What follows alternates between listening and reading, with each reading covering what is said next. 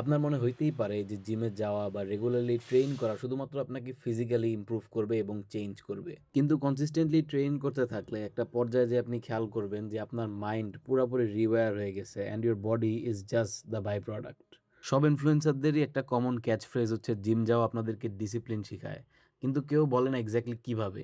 Consistently জিমে যেয়ে আপনার হার্ড ট্রেনিং সেশনগুলা যখন আপনি কমপ্লিট করবেন, তখন আপনার ব্রেইনের একটা ডিফল্ট অ্যাসাম্পশন রিসেট হচ্ছে যে আপনি ডিসকমফোর্ট আসলে ফোল্ড করেন না। আপনি ডিসকমফোর্টকে ট্যাকেল করে আপনার ট্রেনিং সেশনগুলো যখন শেষ করেন, তখন এই হ্যাবিটটা আপনার অন্যান্য কাজকর্ম যেরকম পড়ালেখা, স্কিল লার্নিং এক্সেট্রাতেও ক্যারি ওভার করবে। এমনকি প্রফেশনাল লাইফেও এর ক্যারি ওভার আপনি লক্ষ্য করবেন।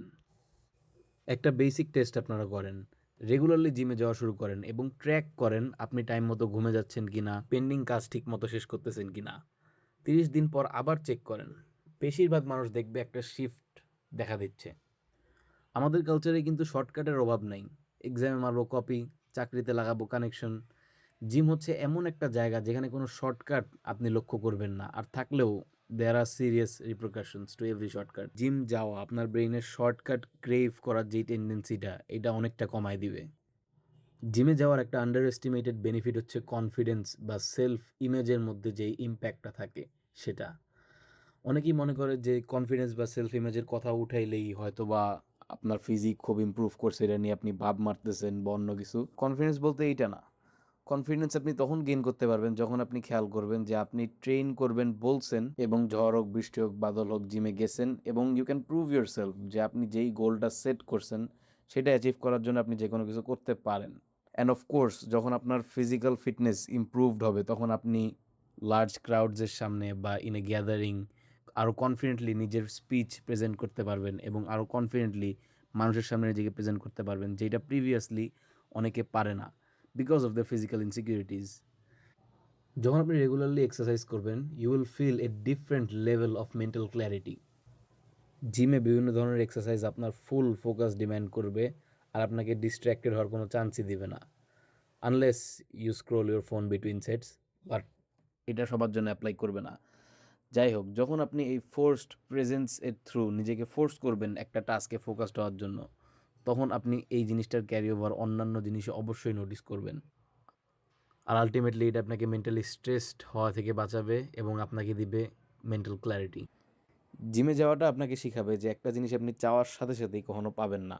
একটা ভালো ফিজিক বানাইতে মিনিমাম 3 থেকে 4 বছর তো লাগেই, আর ক্ষেত্র বিশেষে আরও বেশি সময়ও লাগতে পারে। বাট অনেকে একটা জিনিস রিয়েলাইজ করে না, যে আপনি কখনো ডিলেইড গ্র্যাটিফিকেশন ছাড়া কোনো মেজর গোল আপনার লাইফে অ্যাচিভ করতে পারবেন না। আর যারা এটা জিমে এসে রিয়েলাইজ করে, তারা খুব দ্রুত এটা নিজের লাইফের অন্যান্য ক্ষেত্রে রিয়েলাইজ করে ফেলে। নিজের কোনো একটা গোল অ্যাচিভ করার জন্য যে কী পরিমাণ টাইম ইনভেস্ট করা লাগে, সেই জিনিসটা আপনাকে নিঃসন্দেহে জিম যাওয়া বা যে কোনো ধরনের ফিজিক্যাল এক্সারসাইজ শিখাবে। আচ্ছা, এখন একটা কোয়েশ্চেন করি। আপনি কি নিজেকে কখনো জিজ্ঞেস করেন যে আজকে আমি দাঁত ব্রাশ করবো কি না?